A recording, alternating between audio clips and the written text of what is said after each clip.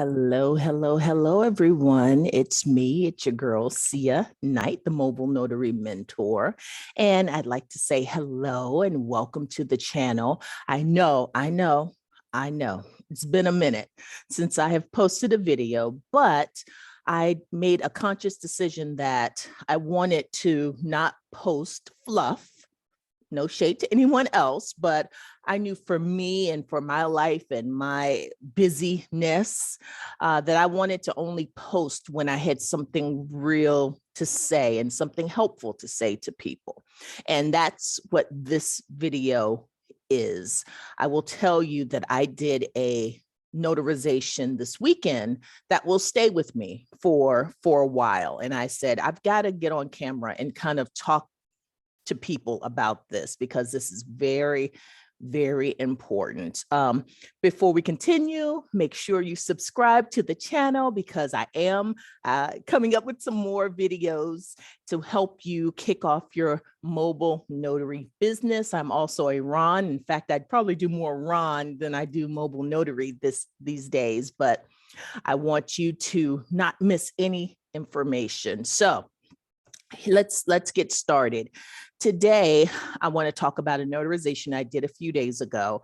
I got a notification through Thumbtack, in fact. So yeah, me and Thumbtack, we're back on again. I know we have an on again, off again relationship. We're back together right now.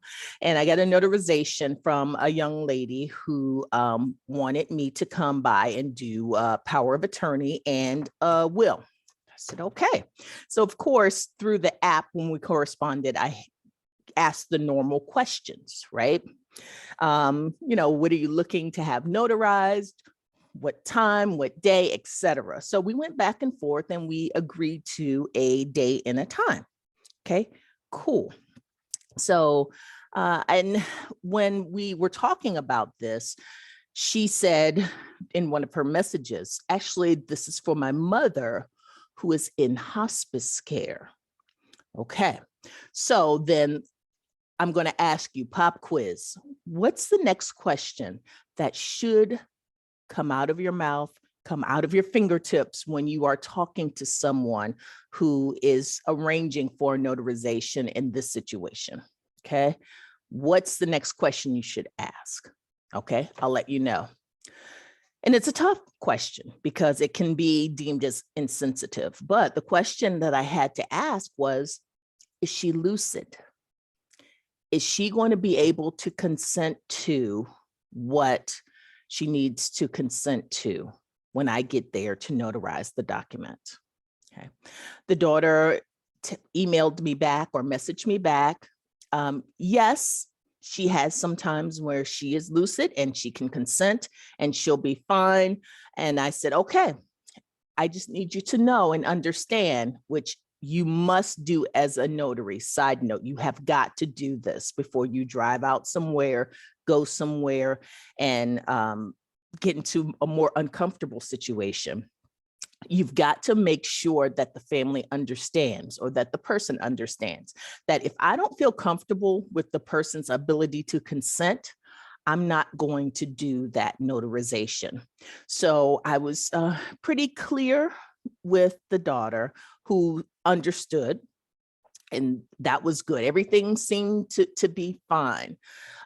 Side note, I've had other situations where I've had to kind of let a family know, listen, I don't feel comfortable, and they wanted to argue with me about the person's lucidity, and it just wasn't a comfortable situation. So make sure ahead of time you let the people know up front that if I don't feel comfortable, we're not going to be able to complete the transaction.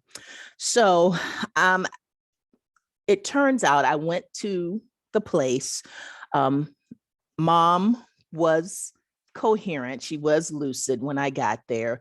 I could tell that she was indeed in hospice care and that she was, of course, in the hospital bed. She was, a ton of medications there. And the one thing that I could think about was I have to make sure that I treat the situation with the most respect possible. Because number one, the daughter has entrusted me to come to their space and to help them with this situation, which can't be easy. But also the person who was the signer, the mom, she, when I got there, was able to carry on a conversation. We had a great conversation. In fact, I found out she was in the military. She had lived where I had lived before. So I found out through conversations. I didn't ask her, who is the president? What's your name? What's your birthday? That is not really respectful, in my opinion. So through conversation, I was able to chat with her, and I felt comfortable that she understood what was going on and what she was signing. And the overwhelming feeling that I had was, I just want to make sure that this is a good situation for this family, because there were family there were friends. And it's a tough situation, a very tough situation. And I want to say that I was happy that I could help that family out in that situation. It's tough. I want to let everyone who hears the sound of my voice know this.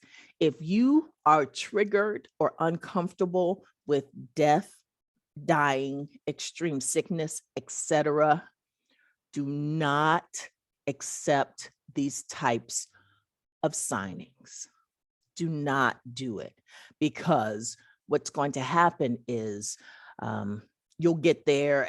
A number of things could happen. You can get there. You can be so business minded and robotic that the signers may not have a good experience, which is fine. I guess if done is done in some instances.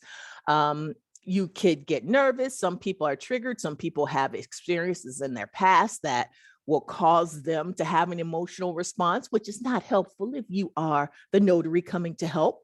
So I just wanted to kind of put that out there. The number one thing that I took away from that experience is that I felt fortunate that as a notary, I could go in, I can help these people in one of their probably worst times.